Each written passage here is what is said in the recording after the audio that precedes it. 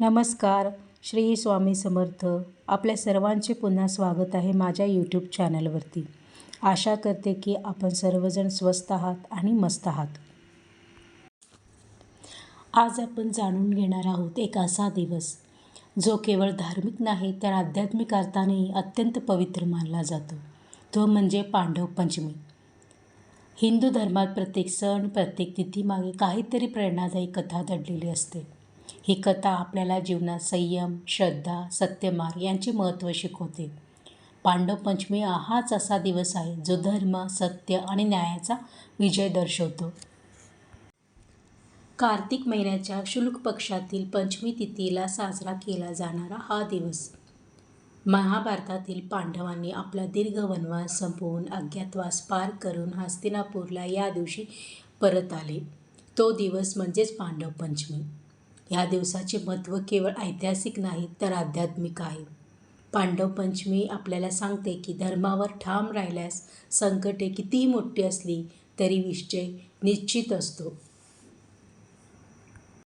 पांडवांचे जीवन म्हणजे धैर्य, श्रद्धा आणि निष्ठेचा अनोखा संगम. वनवासात त्यांनी असंख्य अडचणी सोसल्या. वनात भटकंती, दैन्य, दुःख, पण तरीही त्यांच्या अंतःकरणात भगवान श्रीकृष्णावर अढळ विश्वास होता. ते म्हणतात, जे होईल ते धर्मासाठीच होईल. हा त्यांचा विश्वासच त्यांचा खरा शस्त्र होता.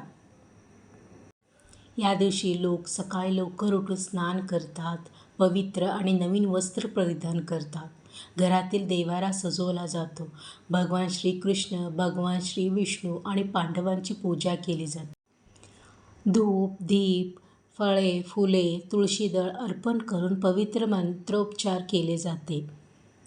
या पूजेचा अर्थ केवळ विधी नाही तर मन, वाणी आणि कर्माने शुद्ध होणे हा त्याचा हेतू आहे. त्या क्षणी आपण आपले सर्व दुःख, राग, अहंकार विसरून फक्त श्रद्धा आणि शांती अनुभवतो.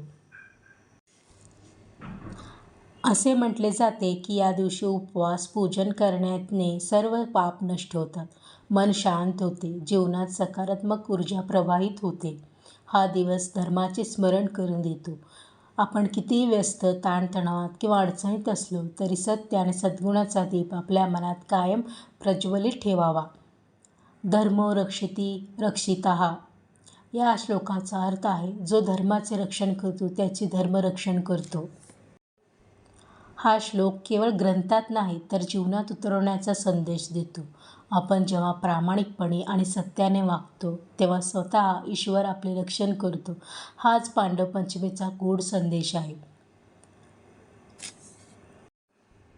महाभारताची कथा आपल्याला दाखवते की धर्माचा मार्ग नेहमी सोपा नसतो, पण शेवटी त्याच मार्गावरून चालणाऱ्यालाच खरा विजय मिळतो. पांडवांनी याच मार्गावर चालत कौरवांचा सामना केला. त्यांचा विजय केवळ युद्धातील नव्हता तर स्वतःवरच्या नियंत्रणाचा आणि श्रद्धेचा विजय होता. या दिवशी अनेक ठिकाणी पांडवांच्या कथा सांगितल्या जातात. कथा ऐकताना मुलांना धर्म आणि सत्याचे महत्त्व सांगितले जाते. घराघरात दीप प्रज्वलित केले जातात. हे दीप केवळ प्रकाशाचे नाहीत तर आशाचे, भक्तीचे आणि न्यायाचे प्रतीक आहेत. प्रत्येक दिवा सांगतो, अंधार कितीही गडद असो, प्रकाश नेहमी मार्ग दाखवतो. मित्रांनो, पांडव पंचमी केवळ एक धार्मिक सण नाही तर ती आपल्याला शिकवते की श्रद्धा, संयम, सत्य हेच जीवनाचे खरे अस्त्र-शस्त्र आहेत. आपल्याला जीवनात कितीही वादळे आली तरी श्रद्धेचा दीप विझू देऊ नका. धर्मावर चालत राहा आणि तुमचाही विजय निश्चित आहे.